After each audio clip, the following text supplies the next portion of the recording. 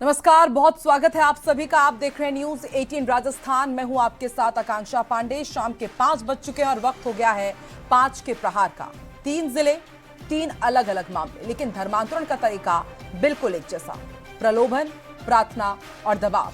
राजस्थान में पैर पसारते धर्मांतरण के इस खेल ने अब एक नई और बड़ी बहस छेड़ दी है। अजमेर और भीलवाड़ा में तो ये खेल अंदर ही अंदर चल रहा था, लेकिन उदयपुर से सामने आई तस्वीरों ने इस पूरे नेक्सस का पर्दाफाश कर दिया है। उदयपुर के एक गांव में प्रार्थना सभा के नाम पर आसपास के 20 गांव के आदिवासी परिवारों को जुटाया गया और मामूली से दिखने वाली सभा के पीछे की हकीकत ये थी कि यहां 200 से ज्यादा लोगों को धर्मांतरित करने की पूरी तैयारी थी। शिकायत के मुताबिक लोगों को बीमारियों से मुक्ति, आर्थिक मदद और खेतों में कुएं, ट्यूबवेल खुदवाने जैसे बड़े बड़े प्रलोभन दिए जा रहे थे। ऐसे में सवाल उठना तो लाजमी है कि राजस्थान में धर्मांतरण का ये जाल आखिर कितना बड़ा है और इसके पीछे कौन सी संस्थाएं काम कर रही हैं। आज इसी पर चर्चा करेंगे। एक छोटी सी रिपोर्ट आपके सामने रखते हैं।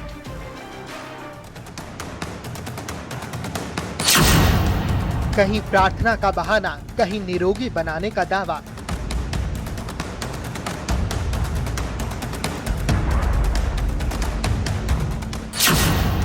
दबाव, उत्पीड़न और धर्म परिवर्तन के आरोप। कौन फैला रहा है धर्म परिवर्तन का जाल?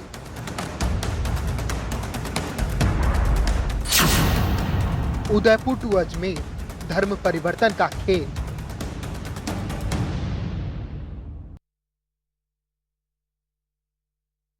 तो उदयपुर टू अजमेर, धर्म परिवर्तन का खेल। और ये खेल कितना गंदा है इसका अंदाजा आप इस बात से लगा सकते हैं कि बीते कई दिनों में राजस्थान में हम खुद ये ब्रेकिंग न्यूज अपने दर्शकों तक पहुंचाते हैं कि आज यहां पर प्रलोभन देकर धर्म परिवर्तन कराया जा रहा है, तो कहीं पर किसी के साथ लव जिहाद हो रहा है। लेकिन सवाल सबसे बड़ा यही कि आखिर जब राजस्थान में ये दावा किया जाता है कि तमाम राज्यों से इतर यहां पर सबसे सख्त कानून है, तो फिर इस तरह के मामले बढ़ क्यों रहे हैं। एक बड़ा पैनल हमारे साथ जुड़ेगा, उनसे चर्चा करेंगे और जानेंगे कि आखिर राजस्थान में धर्म परिवर्तन का खेल इतना क्यों बढ़ रहा है। हाल ही के दिनों में बीजेपी प्रवक्ता हमारे साथ जुड़ चुके हैं नवीन शर्मा जी, कांग्रेस के प्रवक्ता राजकुमार शर्मा जी भी जुड़ चुके हैं और वरिष्ठ पत्रकार सुभाष शर्मा भी हमें ज्वाइन कर चुके हैं। आप तीनों का ही बहुत बहुत स्वागत है। शुरुआत नवीन जी आपसे ही करते हैं, क्योंकि सरकार आपकी है तो जवाबदेही आपकी बनती है। नवीन जी, पूरी लिस्ट है हमारे पास। आज का ही मामला उदयपुर के ऋषभदेव में सामने आया, 100 आदिवासी परिवारों को धर्मांतरित करने का मामला। और इससे पहले सुखेर का एक मामला सामने आया था जहां पर 2 मुस्लिम युवकों पर ब्रेन वॉश का आरोप लगा। श्रीगंगापुर में 5 महीने पहले का मामला, विदेशी दंपति को गिरफ्तार किया गया। 8 महीने पहले श्रीगंगानगर के अनूपगढ़ का मामला। 3 हफ्ते पहले टोंक में एक नाबालिग ने तो सुसाइड ही कर लिया था। 4 जून को अलवर में मामला सामने आया था जब पूर्व एमएलए ज्ञानदेव आहूजा ने थप्पड़ जड़ दिया था एक पादरी को। 3 जून का अभी एक मामला सामने आया जिसमें भीलवाड़ा में नौकरी का झांसा देकर के एक महिला के साथ लव जिहाद होता है। तो सर, हिंदुत्व का, सनातन का, इन तमाम चीजों का झंडा बुलंद करने वाली यदि भाजपा सरकार की नाक के नीचे ये सब कुछ होगा, तो फिर ऐसे में सवाल तो उठेंगे ही कि राजस्थान में ये हो क्या रहा है और सरकार प्रशासन कर क्या रही है। 1 मिनट का ओपनिंग स्टेटमेंट है नवीन जी।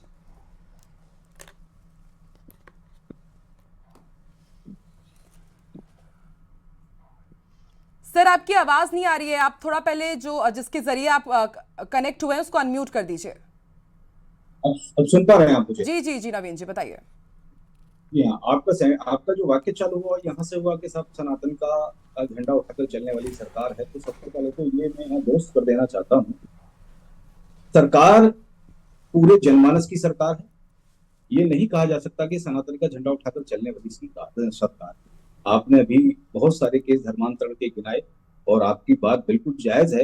रिसेंटली इस 2-4 महीने के समय में बहुत सारे धर्मांतरण के केस राजस्थान में देखने को मिले हैं, लेकिन राजस्थान में इससे पहले धर्मांतरण नहीं हो रहा था, ये कहना असंभव है। ये पकड़ने अब आए क्योंकि इस वक्त बिल्कुल मुस्तैदी के साथ इन पर फोकस किया जा रहा है। एक मजबूत कानून सरकार लेकर आई है और इस तरह की समस्याओं को निपटने के लिए पूरी तरह से कमर कस के प्रशासन और सरकार अपनी तैयारी। चलिए ठीक है, 1 मिनट का ही ओपनिंग स्टेटमेंट है नवीन जी। और भी कई सवाल है मेरे मन में, आगे उस पर चर्चा करेंगे। राजकुमार जी, आपकी क्या प्रतिक्रिया है, फिर उस पर आगे चर्चा करेंगे। जो लगातार राजस्थान में इस तरह के मामले सामने आ रहे हैं। आकांक्षा जी, सख्त कानून, कानून का डर नहीं, सरकार का डर नहीं। ऐसा तब होता है जब ऐसे लोग एक्टिव हो जाते हैं।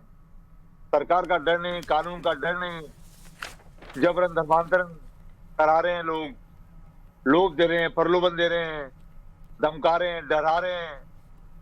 हर व्यक्ति को अपने धर्म का प्रचार करने का अधिकार है। आप अपने धर्म का प्रचार करें। आप किसी दूसरे के धर्म को अपने धर्म में जबरदस्ती परिवर्तन नहीं करा सकते। उसके लिए सख्त कानून है। सरकार डबल इंजन की है, बड़ी बड़ी बातें करती है। पहले अब था, कम ज्यादा था, अब ज्यादा हो गया। आज सरकार की जिम्मेदारी जो सत्ता में बैठी है, यानी भारतीय जनता पार्टी की जिम्मेदारी है कि इस तरह की हरकतों को रोके।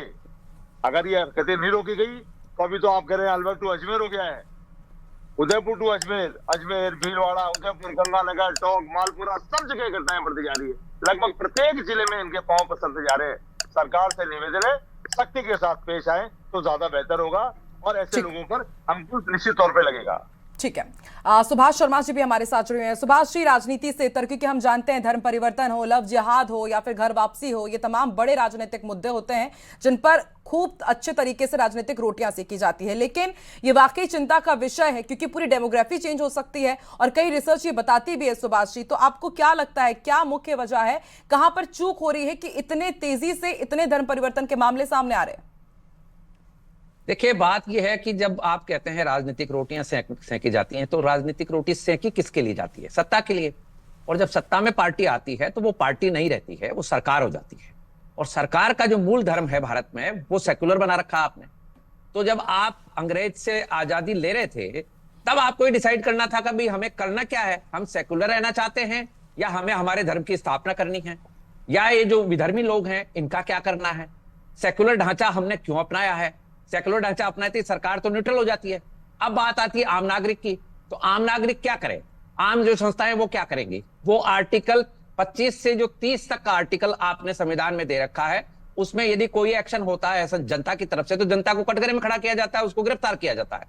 तो ऐसे में ये जो दुभांत चल रही है भारत में, या तो आप धर्म की चिंता ना करें, जो चल रहा है उसको चलने दें, जो इस्लाम में जा रहा है उसको इस्लाम में जाने दें, जो क्रिश्चियनिटी में जा रहा है क्रिश्चियनिटी में, जो हिंदू में आना चाह रहा है वो हिंदू में, जो जैन में जा रहा है वो बौद्ध में जा रहा है, कहीं जा रहा है, उसकी परवाह ना करें। और परवाह करते हैं तो फिर सरकार के इस नियम को आप चैलेंज करें, चेंज करें कि जिसमें सरकार की जिम्मेदारी हो। ये जो आंशिक रूप से सेकुलर बने हुए घूम रहे हैं हम लोग कि मंदिरों का इंतजाम भी सरकार करेगी और मुल्लाओं को पेंशन और तनख्वाह भी सरकार देगी, ये किस तरह का सेकुलरवाद है? किस तरह के सेकुलरिज्म में फंसे हुए हैं हम? और ये चिंता किसको है? यदि सरकार है तो फिर सरकार को सरकार की भाषा में बात करनी चाहिए, या फिर सरकार को तुरंत कहना चाहिए कि नहीं, it's not our job, because हम सेकुलर ढांचे के ऊपर खड़े हैं। ये दुभांत की बात करके जनता को बरगलाया क्यों जाता है और आम जनता को हर एक मुद्दे पर इसी तरह सुभाष जी बरगलाया जाता है। और फिर जैसा कि हमने जिक्र ही किया कि जहां पर सेकुलरिज्म आ जाए, जहां पर रिलीजन आ जाए, तो फिर तो वहां पर बल्ले ही बल्ले हो जाती है। नवीन जी, जरा बताइए, लिस्ट जो हम बार बार अपने ग्राफिक्स के जरिए बता रहे हैं, इतने बड़े मामले सामने आ रहे हैं, और आपने भी सही कहा कि अभी की बात नहीं है, पहले की बात है। 8 महीने 5 महीने, मतलब अगर 100 आदिवासी परिवारों का धर्म परिवर्तन हो रहा है तो फिर ये वाकई चिंता का विषय तो है ही। और आपने कहा कि एक्शन लिया जा रहा है, ये तो हिंदुवादी संगठन है जिन्हें सूचना मिल जाती है सर, तो वहां पर जाकर के भंडाफोड़ हो जाता है। ये चिंता का विषय ये नहीं है कि धर्मांतरण हो रहा है। सुभाष जी ने अभी सेकुलरिज्म की बात करी कि संविधान के मुताबिक सबको किसी भी धर्म को अपनाने का, प्रचार करने का पूर्ण अधिकार है। आपकी बात से 100% सहमत हूं साहब मैं, लेकिन जब ये प्रलोभन से किया जाए, जब ये किसी दबाव से किया जाए, छल पूर्वक किया जाए, षड्यंत्र पूर्वक किया जाए, ऑर्गेनाइज क्राइम की तरह अगर इसको ट्रीट किया जाए, तो सरकार इसको बिल्कुल अपराध की तरह देखती है। और इस अपराध को व्यापक रूप से रोकने के लिए जो पिछली सरकारें नहीं कर पाई, इस कानून की दरअसल आवश्यकता थी।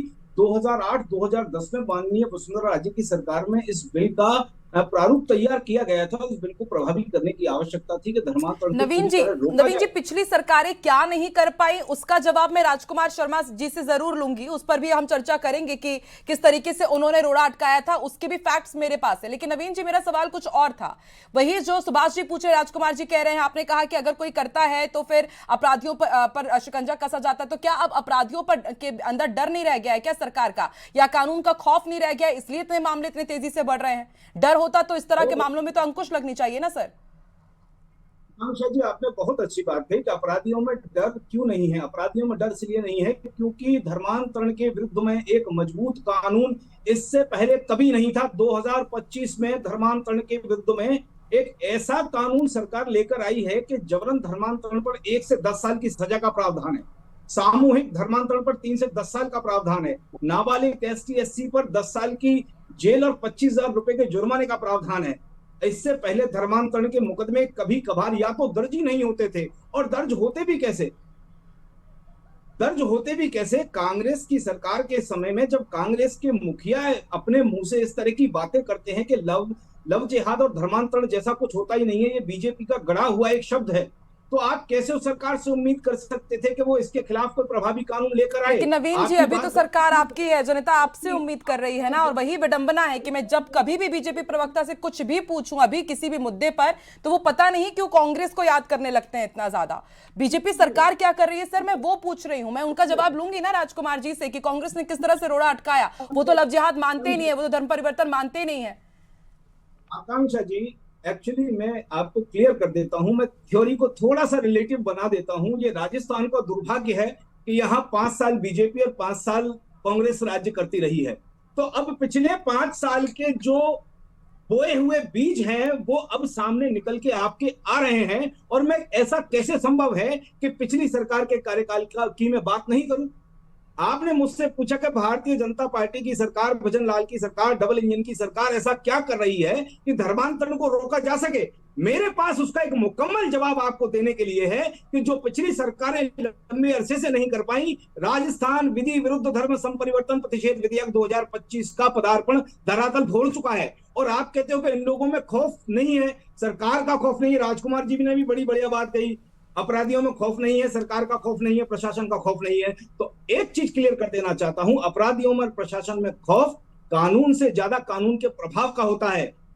अब धर्मांतरण के जो मामले सामने आए हैं, इन मामलों में जब 10-10 साल की सजाएं लोगों को होंगी, जब उनकी प्रॉपर्टियां कुर्क होंगी। चलिए ठीक है नवीन जी, देखते हैं कि अब कितने जल्दी सजा का प्रावधान होता है, कब क्या चीजें सामने आती है। राजकुमार जी देखिए, ये तो कह देते हैं कि आपको सवाल उठाने का हक ही नहीं है, क्योंकि आपने जो बीज बोए हैं उसी के फल अब राजस्थान वासी पूरे यहाँ पर काट रहे हैं। और मुझे भी याद है कि 2025 में जब ये बिल पास हुआ था तो टीकाराम जूली जी कह रहे थे कि समाज को बांटने वाला है, गैर जरूरी है, और आप बिल्कुल उलट कह दे रहे हैं कि डर नहीं है अपराधियों में, सरकार कुछ कर नहीं रही है। एक तो वो बिल लेकर के आए जिसपे आप लोग रोड़ा अटका रहे थे, फिर आप कैसे कह रहे हैं कि सरकार काम नहीं कर रही? राजकुमार जी,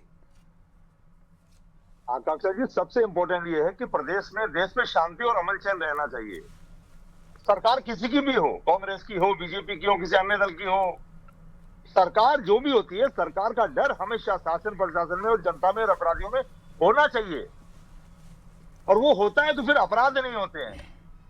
20-20 गांव के लोगों को इकट्ठा करके सैकड़ों लोगों को प्रलोभन दिया जा रहा है कि आपके खेत में बोरिंग। तो राजकुमार जी, यानी कि अब कांग्रेस मान रही है कि सारी चीजें हो रही हैं। आप लोग तो भाई लव जिहाद को मानते ही नहीं है, मध्य प्रदेश में हो या छत्तीसगढ़ में हो, वहां पर भी इसी तरह कांग्रेस प्रवक्ताओं के बयान आते हैं कि नहीं, लव जिहाद जैसा कुछ होता नहीं है, धर्म परिवर्तन जैसा कुछ होता नहीं है, मूल मुद्दों से भटकाना है, और अब आप भी मान रहे हैं।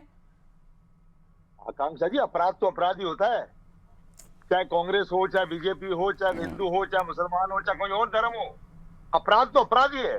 जबरन शब्द जहां लग गया या जबरदस्ती शब्द लग गया, वो अपराध हो गया ना। तो अगर जबरदस्ती ये कर रहे हैं, कोई स्वेच्छा से अपना धर्म बदल रहा है, वो जाने, उसका काम जाने, लेकिन कोई जबरदस्ती कर रहा है तो सरकार कर क्या रही है? और एक जिले की बात नहीं है, राजस्थान के कई जिलों में ये घटनाएं लगातार घटती जा रही है, और सरकार बार बार कांग्रेस पार्टी को कोसने का काम करती है। ये कांग्रेस पार्टी को कोसने का, भारतीय जनता पार्टी को वोट देने का नहीं है। ये समय इस बात का है कि राजस्थान मजबूत कैसे बने, राजस्थान का हर धर्म, हर जाति के लोग मजबूत कैसे बने, राजस्थान के लोग आगे कैसे बढ़े। ये ऐसा 2.5 साल बहुत बड़ा कार्यकाल होता है। 2.5 साल हो जाने के बाद राजकुमार जी, मैं आपसे कुछ और पूछ रही हूँ, आप सवाल, आप जवाब कुछ और दे रहे हैं। मैं ये पूछ रही हूँ कि जब अब आप कह रहे हैं कि ठीक है, प्रलोभन देकर के यदि किया जा रहा है कुछ काम तो वो गलत है, अपराध की श्रेणी में वो आएगा, चलिए कम से कम कांग्रेस इसे तो मान रही है, ये अच्छी बात है। लेकिन जब ये बिल आया था तब तो आप लोग विरोध कर रहे थे ना सर, इसका किसकी जरूरत नहीं है, गैर जरूरी बताया था इसको आप लोगों ने। आकांक्षा जी, ये बीजेपी वाले जो भी बिल लाते हैं, जो भी हिंदुस्तान में कानून लाते हैं, आप जानते हैं इनका अटैक कहाँ होता है। ये पूरा देश जानता है, पूरी दुनिया जानती है कि भारतीय जनता पार्टी हिंदुस्तान में किस तरीके से कानून लाते हैं, किस तरीके से एजेंसियों का, सरकारी एजेंसियों को अरे राजकुमार जी चैनल पे बैठकर ये नरेटिव राजकुमार जी, आपको नहीं लगता कि जरूरत है, यदि इस तरह से प्रलोभन यदि किसी को दिया जा रहा है, यदि इतने बड़े समूह में लोगों का अगर धर्म परिवर्तन हो रहा है, तो सख्त कानून की जरूरत तो है ना राजकुमार जी? आकांक्षा जी, कानून आएगा तभी सख्ती होगी क्या? तभी अपराधियों में भय हुआ क्या? बेशक सरकार है। बेशक ये कैसी बात कर रहे हैं राजकुमार जी? आप तो फिर कह दे रहे हैं कि फिर कानून की जरूरत ही नहीं है। जिम्मेदारी उसको है। आप पढ़कर आइए, मुकम्मल जानकारी लेकर आइए। फिर तो ये तो वही बात होगी, आप तो कह दे रहे हैं कि कानून की जरूरत ही नहीं है। नहीं, मैंने क्या, कानून आया अलग सब्जेक्ट है, राजकुमार जी, सरकार का राजकुमार जी, इम्प्लीमेंट कर लिया गया जमीन में। राजकुमार जी आपसे सीधे सीधे प्रश्न, आपसे सीधा सीधा राजकुमार जी प्रश्न पूछ रहा हूँ, आप मुझे जवाब दे दीजिए उस बात का।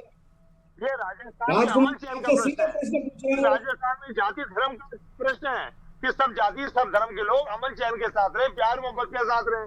राहुल गांधी तो तो ये कानून भी इसीलिए है कि आप अमन चैन और शांति के साथ रहो। ये मोहब्बत की दुकान, ये कानून किसी को धर्म परिवर्तन से नहीं रोकता। आप धर्म परिवर्तन करिए, उसका एक जो लीगल प्रोसीजर उसको फॉलो करिए। आप जो कानून, जो अपना धर्म परिवर्तन करना चाहते हैं, अपना धर्म परिवर्तन करिए। अगर ये बलपूर्वक होता है, छलपूर्वक होता है, लालच से होता है, तो उसको रोकने के लिए कानून है।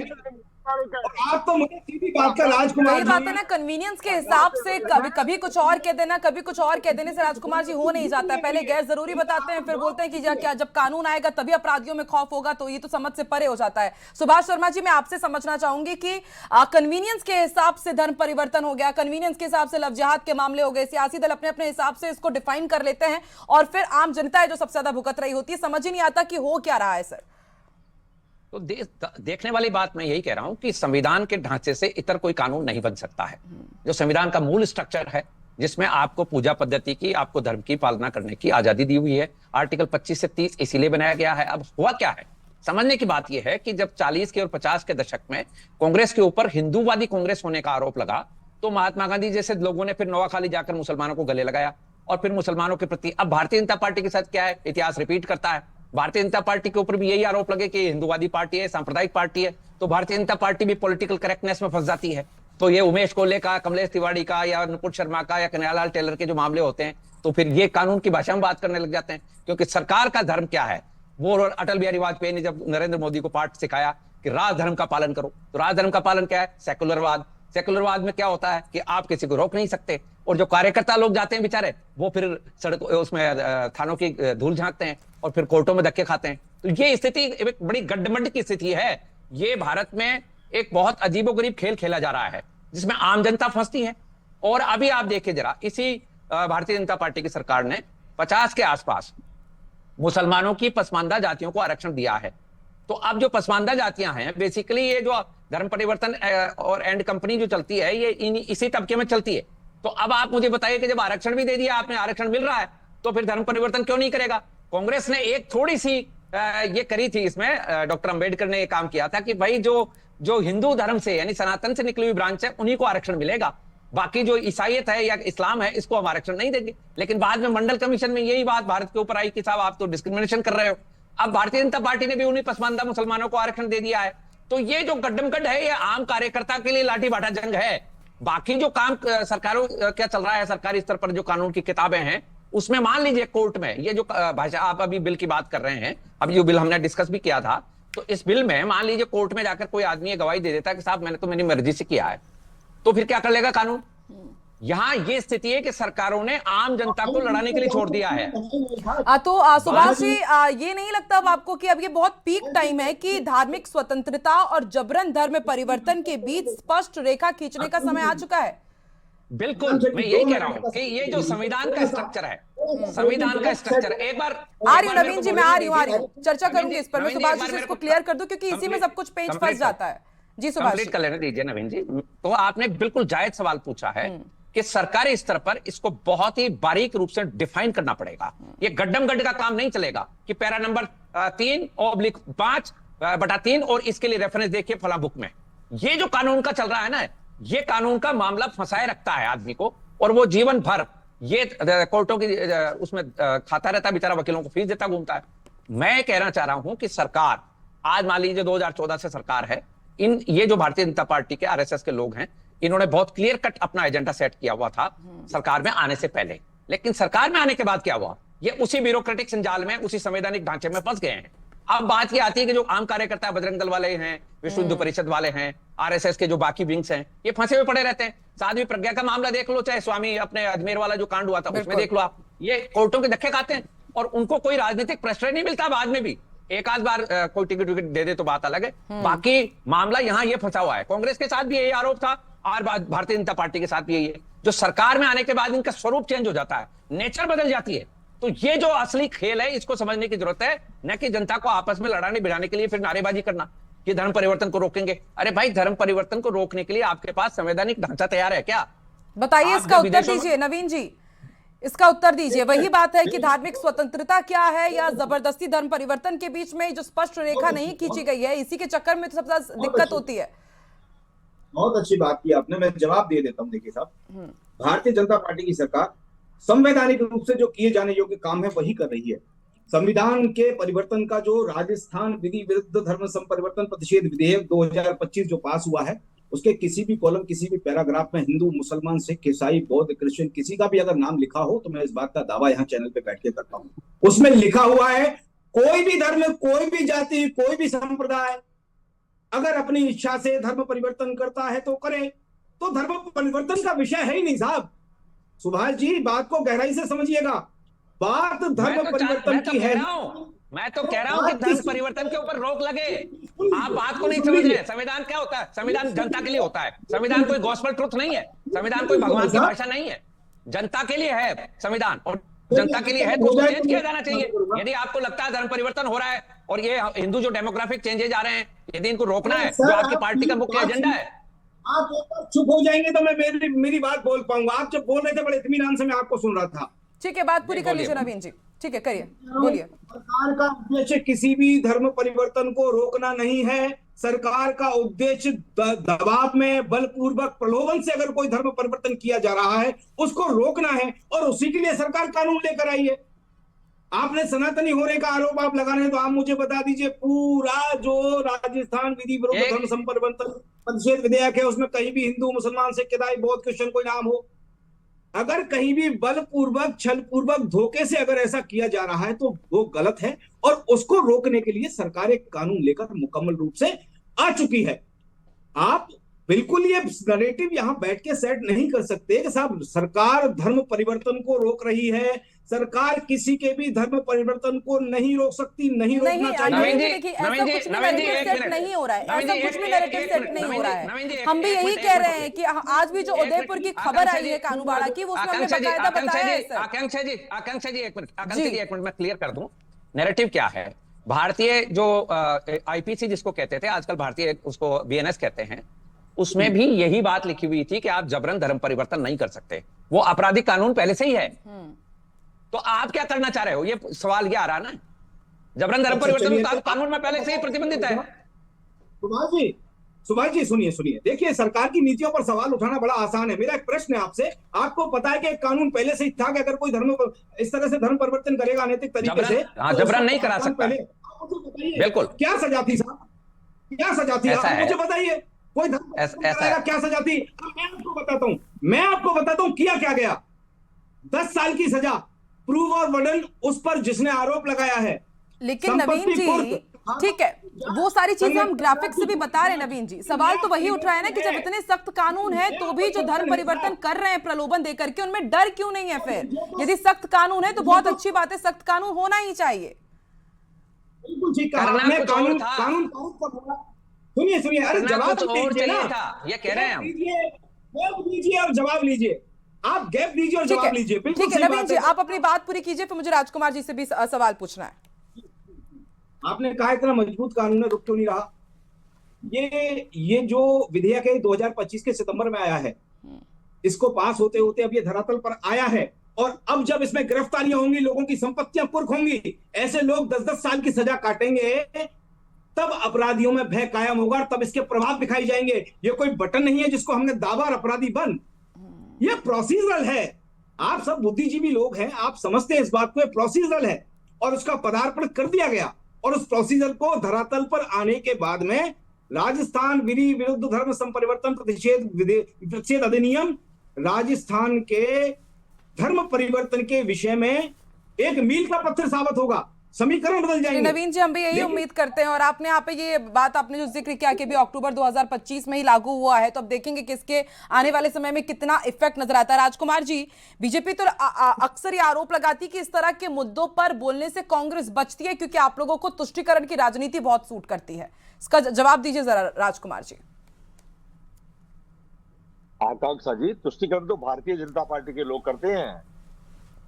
अभी दिल्ली के चुनाव के दौरान ईदी बांटी थी 10 लाख लोगों को। अब इनसे पूछिए ईदी क्यों बांटी थी आपने?